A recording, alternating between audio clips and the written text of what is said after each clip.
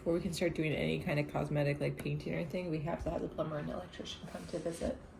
Yeah, that's on tap for next week. So we gotta decide on all these things. Sink, countertop, bench top, light fixtures, switches, outlets, handrails, hardware, paint. Not to take away from anything that's been done, but in my mind, today is the most important day in the entire renovation process. I am re-leveling the floors. It all starts from the ground up. If this job is done incorrectly, if it is not done accurately, with the wrong materials, anything we build on top of it is gonna be shaky and it's gonna be spongy and is not gonna feel like a well done job. So I have to remove some rotten floorboards. I have to re-shim the entire floor. I have to re-screw down all this existing subfloor into the ground with proper flooring screws into the joists, and then recoat it with 3/4 inch tongue and groove plywood, screwed, glued in. So big process. Take a look at this. This will set a good foundation for everything else we build.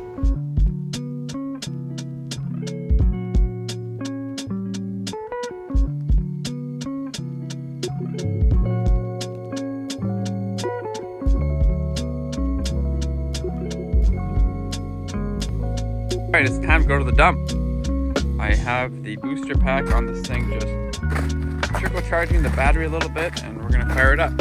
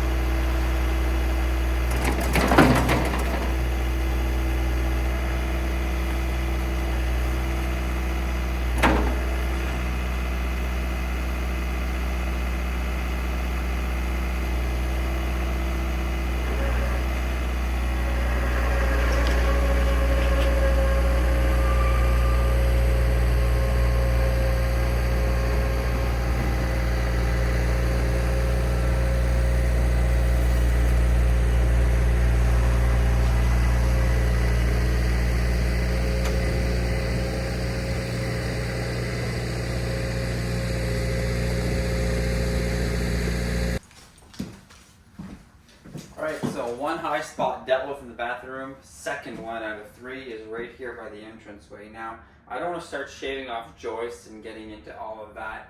So what we're going to do is I'm going to cut out a 4x4 square of this 7/8 diagonal subfloor. I'm going to cut this out and I'm going to put back 5/8 or 1/2 inch. I will frame underneath it to strengthen it, but in this one high corner, we are going to lower it a little bit.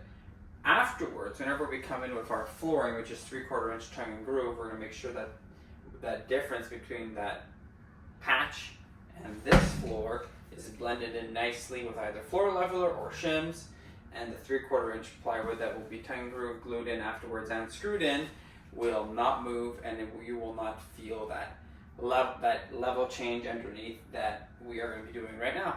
And then the third spot is right over here. It's really high in this corner. Actually, it's really low there. My bad. So here, this entire section, we have to cut out some rotten floorboards, and after whenever we go to shim around the whole side of the room, this has to come up about 1/2 inch.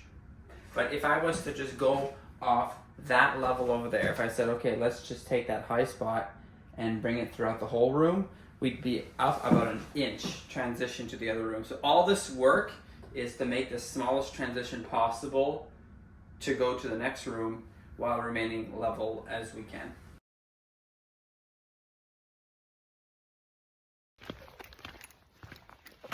All right, time to go to the dump. And this is the thing of the dump. It's supposed to be for residents only. I'm a resident. They never believed me, though. I did the same thing last year. And they're like, oh, you contractor. I'm like, I cut trees. I don't do renovations full time. It's for myself. So hopefully there's not too much drama this time, but I'm prepared.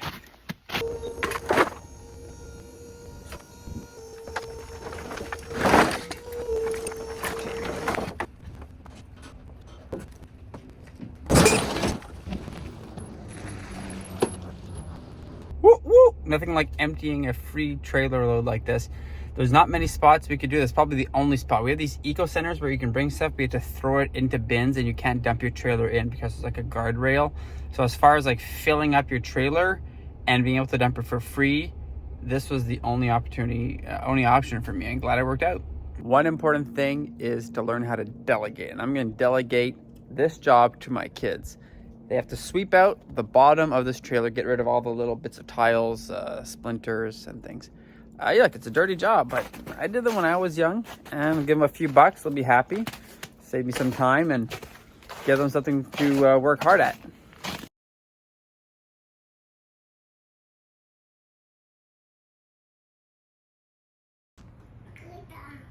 telling that I have a pasta?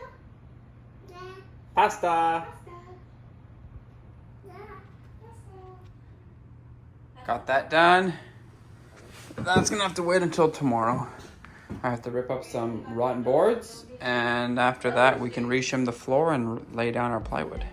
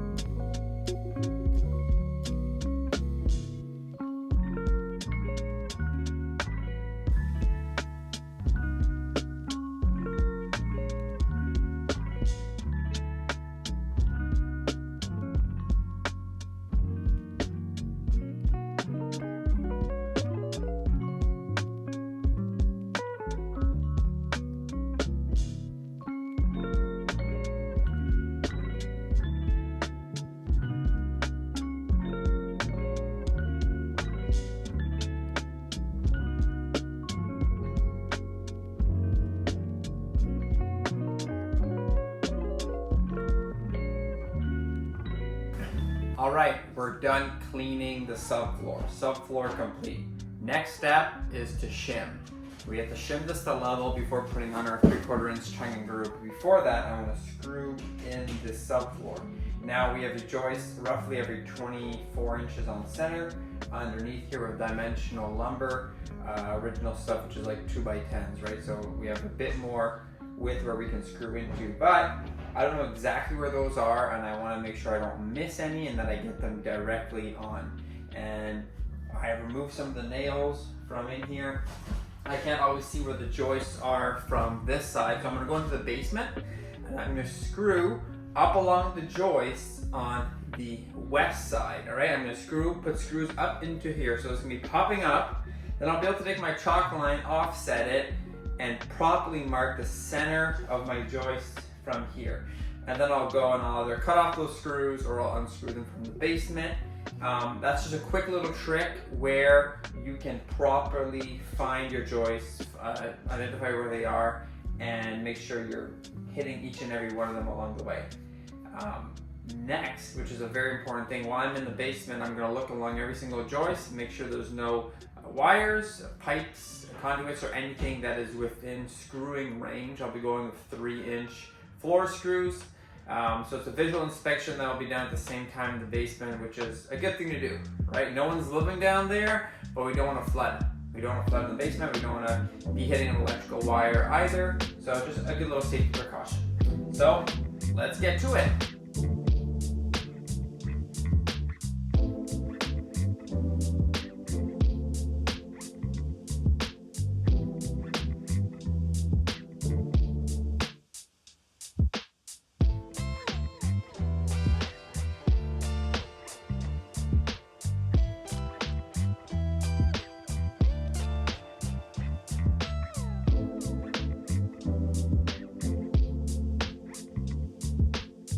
Alrighty, so it's time to shim up these floors.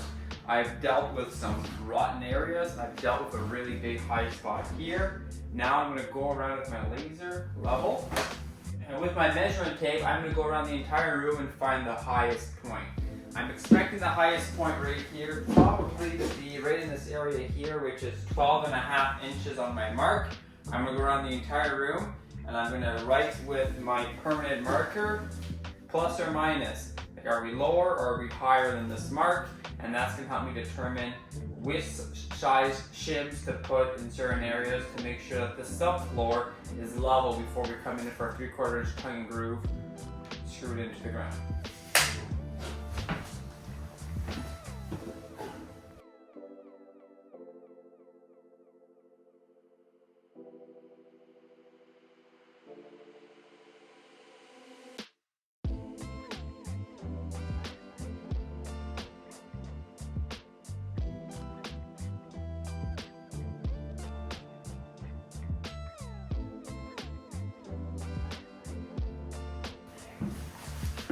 I thought my highest point was either by the door or over here. In fact, it's right here in the middle. What I did is I took a scrap piece of wood, and I made a mark on it, and I let the laser hit it everywhere in the room, and yeah, that's the highest point, is right in the middle.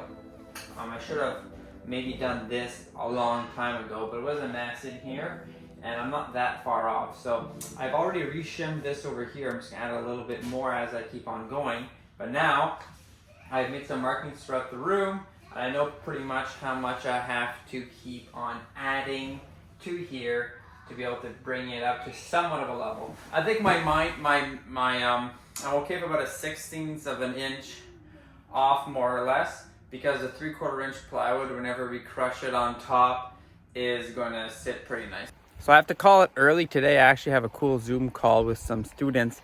I'm going to be speaking to them in French. It's my sister-in-law's class, and she asked me to be a guest speaker. So, hey, why not? Je vais vous parler en français. But let me show you my cool little setup here. So, mini truck, perfect height here. I've just been ripping with the saw here, using this as a table to cut my slits. Keeps the dust outside mostly, and it's great height.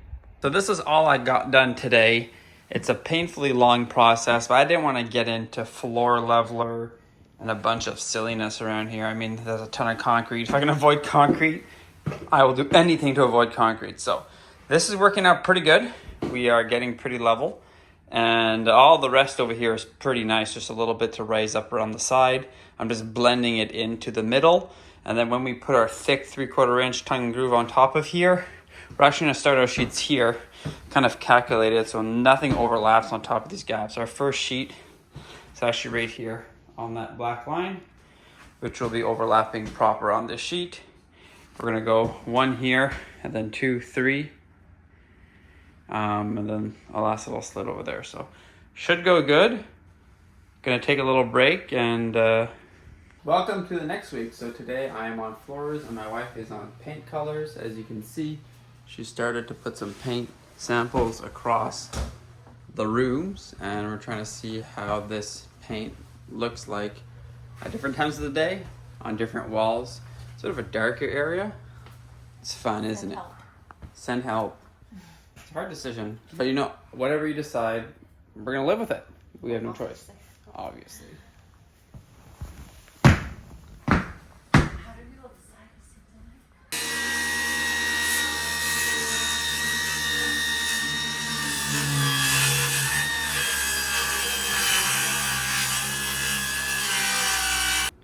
ready. So I have the plywood tongue and groove flooring prepped and ready to go. Next step will be to lift it up, vacuum everything underneath, make sure we don't have any little scraps or old nails that might cause a little lump. And then we are going to glue and screw in one at a time.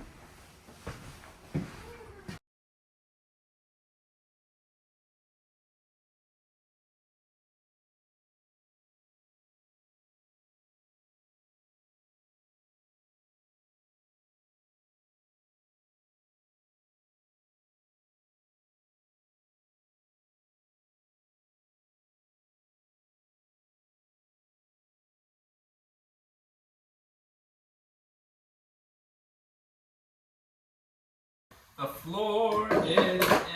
Shall we dance?